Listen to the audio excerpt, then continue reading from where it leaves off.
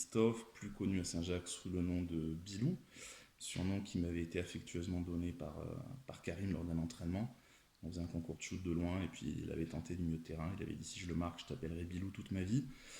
Il a tenu parole et tout le monde m'appelle comme ça au club et puis même mes proches maintenant. Mon lien avec l'Alpha, je suis arrivé à l'Alpha Saint-Jacques en 96 en sortie de cadet, donc j'avais 18 ans et j'en suis parti, je crois, en 2015, donc quasiment 20 ans, avec quelques interruptions parce que j'ai vécu à peu près un an et demi en Angleterre et j'ai aussi fait une petite infidélité en allant jouer 2-3 ans à l'ALM. J'ai joué principalement en équipe 1 et en équipe 2 et les dernières années avec l'équipe 3, une équipe qu'on s'est montée entre copains. Où vis-tu? Je vis à Pérignal-les-Sarlièves, dans une petite maison avec un petit jardin, ce qui est plutôt agréable.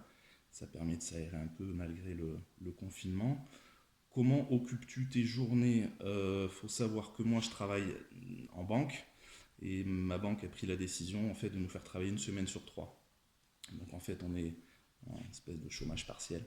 On a un effectif réduit pour qu'il y ait le moins de monde possible dans l'agence. Donc on bosse une semaine et puis on est 2 semaines à la maison. Par contre on est d'astreinte. Donc on peut être appelé pour y retourner si toutefois un collègue est malade ou quelque chose comme ça. Donc les 2 semaines où je suis là en confinement, on va dire, bah, les journées sont super occupées, hein. Déjà, je fais l'école à ma petite qui va avoir 6 ans. Et puis sinon, comme tout le monde, hein, c'est beaucoup de séries, beaucoup de lectures. Voilà, on a organisé un petit tournoi de FIFA aussi avec les potes en réseau, là, mes amis Lolo, Jérôme et Julien. Voilà, franchement, on s'ennuie pas du tout. Ta playlist musicale, euh, bah, c'est porté essentiellement sur du rap, mais du rap des années 90. Je suis de la génération 78, comme beaucoup à l'Alpha.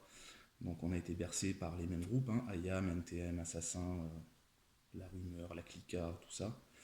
Donc voilà, je suis resté très bloqué dans les années 90, un peu comme Laurent avec ses vêtements. Euh, Comment maintiens-tu une activité physique? Il faut savoir que j'étais inscrit pour le marathon de Paris, qui devait se dérouler là. Donc un peu dégoûté de ne pas pouvoir y aller. Mais du coup, ça m'oblige à me maintenir un petit peu parce qu'il a été reporté au mois d'octobre et je compte bien le faire, ce que ça voudrait dire qu'on est sorti de toute cette merde. Donc vu que j'ai pas envie de faire 778 fois le tour de mon salon, j'essaye de trouver des alternatives. Donc je fais essentiellement du vélo d'appartement. Ton meilleur souvenir au club? En quasiment 20 ans, vous vous doutez qu'il y en a plein. Je vais pas parler d'un souvenir en particulier, mais plus d'une période. J'ai joué à différents niveaux, R1, R2, enfin peu importe. Malgré tout, bah, c'est le moins bon niveau qui m'a le plus plu, c'est quand on a monté cette équipe 3 avec mes potes, dont Lolo, Nico, enfin Rico, la team habituelle. On se lassait un peu de la compétition, on voulait retrouver un petit peu de joie, se retrouver sur le terrain. Donc on était vraiment une équipe de clampins. La première année, on était même en autogestion. Donc les mecs nous voyaient arriver, des fois à 6, à 7, même pas de coach. Ils se disaient qui sont ces clampins et malgré tout, bah, on défonçait tout le monde. Donc c'était assez sympa. Et puis je pense qu'il faudrait retenir un match de cette période, c'est le fameux match contre Chamalières. Je pense que ceux qui étaient s'en souviennent très bien, on en parle souvent avec Lolo. Euh, le hold-up du siècle, je crois qu'on est mené d'une dizaine de points à une trente de la fin. Et puis là, ça part en vrille complet. Je mets un 3 points qui tape 2 fois le cercle, qui tape le haut de la planche et qui rentre. Lolo en met un, je crois, qui tape 5 fois le cercle avant de rentrer. Enfin, un scandale total. Et on est à -1 à quelques secondes de la fin. Là, il y a un shoot complètement casse-croûte qui part de notre côté. Donc, qui dit casse-croûte dit que ça devait être un shoot de Jacques ou de Ghislain, sûrement. Et puis là, bah, le ballon rebondit contre le cercle, la planche retombe. Et il y a trois chamaliérois qui se regardent comme des couillons dans le blanc des yeux en ne sachant pas qui allait ramasser le ballon. Et puis du coup, bah, c'est nous qui ramassons le ballon par terre et puis on marque sur le rebond offensif à la dernière seconde. Donc le hold-up du siècle. Et je crois que les trois couillons se sont suicidés depuis. La première chose que tu voudras faire quand le confinement sera terminé, je vais pas être original, ça va être comme tout le monde, ça va être déjà d'aller voir mes parents, ça va être d'aller voir mes amis pour les humilier à FIFA en direct plutôt qu'en réseau.